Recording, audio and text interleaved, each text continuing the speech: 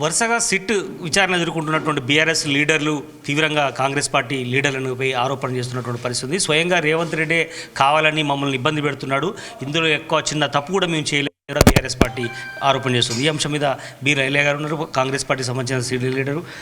ఎట్లా చూస్తారు ఇది మొత్తం? ఈ కాంగ్రెస్ పార్టీ చేస్తున్నటువంటి కుట్రలో భాగంగానే ఈ సిట్ విచారణలు కానీ డైలీ సీరియల్గా కొనసాగుతున్నాయని కూడా వాళ్ళు చెప్తున్నారు. కాంగ్రెస్ పార్టీకి కుట్రలు చేయాల్సిన అవసరం కానీ ఆగాత్యం రాలేదు. మా గౌరవ ముఖ్యమంత్రి రేవంత్ అన్న ప్రజాపాలన ద్వారా పేదలకు సంక్షేమం, అభివృద్ధి ఒకవైపు సంక్షేమం అందిస్తున్నాడు. ఇవాళ బీఆర్ఎస్ వాళ్ళు వాళ్ళ పార్టీని బతికించుకోవడం కోసం, వాళ్ళ పార్టీని లైవ్లో ఉంచుకోవడం కోసం ఈ బిల్లారంగడు ఆడుతున్నటువంటి డ్రామాలు. ఇవాళ మాకు కాంగ్రెస్ పార్టీ కానీ మా ముఖ్యమంత్రి కానీ బాబాసాహెబ్ అంబేద్కర్ రాసిన రాజ్యాంగం మీద పూర్తి విశ్వాసం ఉంది. మేము చట్టానికి లోబడి ఏదైనా చేస్తాం. ఇవాళ వాళ్ళు తప్పు చేసిరు కాబట్టి, వాళ్ళు దోషులుగా ఉన్నారు కాబట్టి ఒకరి తర్వాత ఒకటి సిట్టుకు హాజరవుతున్నారు. మరి ఇవాళ మాజీ మంత్రిగా 10 ఏళ్ళు ఇక్కడ రాష్ట్రంలో దాచుకొని కేటీఆర్ గారు సుమారు తెలంగాణలో 6,000 మంది ఫోన్లు ట్యాప్ చేసి ఎప్పటికి మేమే అధికారం ఉండాలని చెప్పి ఇవాళ ప్రజల ఫోన్లు ట్యాప్ చేసిండు, ప్రతిపక్ష నాయకుల ఫోన్లు ట్యాప్ చేసిండు, సొంత బావత్ చేసిండు, సొంత చెల్లె చేసిండు. ఇవాళ ఈటల రాజేందర్ గారి అలాంటి మహానాయకుల ఫోన్లు కూడా ట్యాప్ చేసినటువంటి దుర్మార్గపు నీచ రాజకీయాలు కొడుకటువంటి కేటీఆర్ గారు ఇవాళ నేను శుద్ధపూసను, నేను తప్పు చేయలేదు, ఇది రాజకీయాలలో నన్ను ఇరికిస్తారని చెప్పి మాయమాటలు చెప్తే ఈ బిల్లారంగని మాటలు తెలంగాణ ప్రజలు నమ్మరు. తప్పకుండా ఈరోజు నువ్వు సిట్ ముండా హాజరై, ఇంకా నేను సిగ్గు లేకుండా సిట్కు నేనే ప్రశ్న వేస్తా అంటున్నావు. నీ ఏ ముఖం పెట్టుకొని ప్రశ్న వేస్తావు? ఇవాళ మీ బావ ఫోన్ ట్యాప్ చేసింది వాస్తవం కాదా? మీ దగ్గర ఏమన్నా ఆధారాలు ఉన్నాయా? దాదాపు 100,000 మంది వ్యక్తుల ఫోన్లు, ఇంపార్టెంట్ వ్యక్తుల ఫోన్లు ట్యాప్ అయినాయి అంటున్నారు. మీ అంటే ఎట్లాంటి ఆధారాలు ఉన్నాయి కాబట్టి ఇవాళ సిట్ అధికారులు మిమ్మల్ని పిలిచి విచారిస్తున్నారు. దాంట్లో మీరు అధికారులు ఉన్నప్పుడు ఏదైతే ప్రభుత్వ ఉద్యోగులను బెదిరించి మీరు ఫోన్ ట్యాపింగ్ చేయించారో వాళ్ళందరూ చెప్పిన నిజాలు సిట్టుదాలో ఉన్నాయి కాబట్టి సిట్ వాళ్ళు మిమ్మల్ని విచారిస్తున్నారు. తప్పకుండా ఈ విచారణలో మీరు దోషులుగా తేలుతారు. మీకు తప్పకుండా శిక్ష పడాల్సిందే.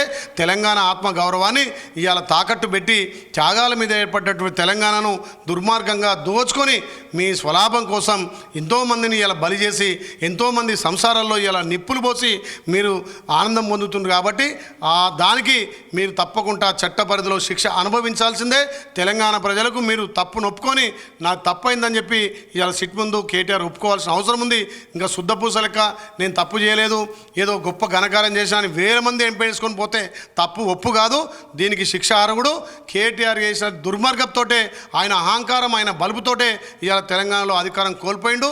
తప్పకుండా దీన్ని గమనించినటువంటి వాళ్ళ పార్టీ నాయకులు ఒక్కొక్కరు కూడా కేటీఆర్ అంటే దుమ్మెత్తి పోస్తున్నారు.